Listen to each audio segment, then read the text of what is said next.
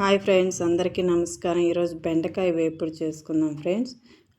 బెండకాయ వేపుడు ఫస్ట్ కడాయి పెట్టి ఆయిల్ వేసుకొని దాంట్లో మినపప్పు అండ్ జీలకర్ర వేసి కొద్దిగా వేయించుకొని మన బెండకాయలు ఆల్రెడీ నేను కట్ చేసి పెట్టుకున్నాను. వాటిని వేసుకొని కొద్దిగా ఇలా ఆయిల్లో తిప్పుకోవాలి. ఎందుకంటే కొద్దిగా ఆయిల్లో వేగిన తర్వాత పచ్చ స్మెల్ అనేది వెళ్ళిపోతుంది.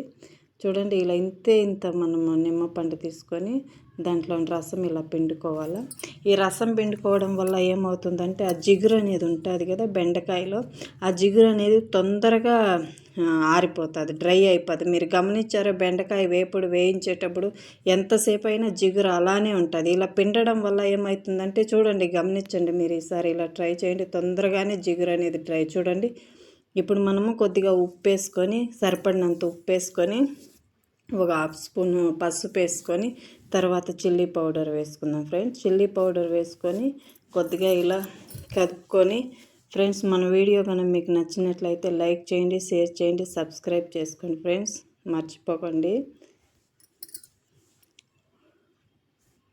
ఇలా చిల్లీ పౌడర్ వేసుకున్నాం. చూడండి, మనం నిమ్మపసరు పిండుకొని దానివల్ల చూడండి స్టిక్కీనెస్ ఏమాత్రం లేదు, ఫుల్గా చూడండి డ్రై అయిపోయింది.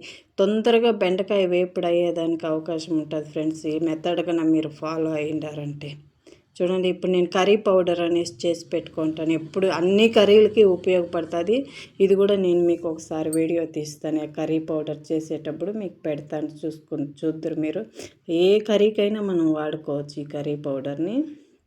చూడండి ఎంత కలర్ఫుల్గా ఉందో మన బెండకాయ వేపుడు. ఇప్పుడు ఒక 2 మినిట్స్ మూత పెట్టేసి ఇప్పుడు 2 మినిట్స్ ఉంచుదాం ఫ్రెండ్స్.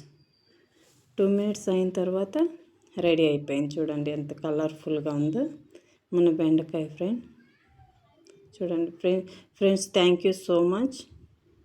Thank you.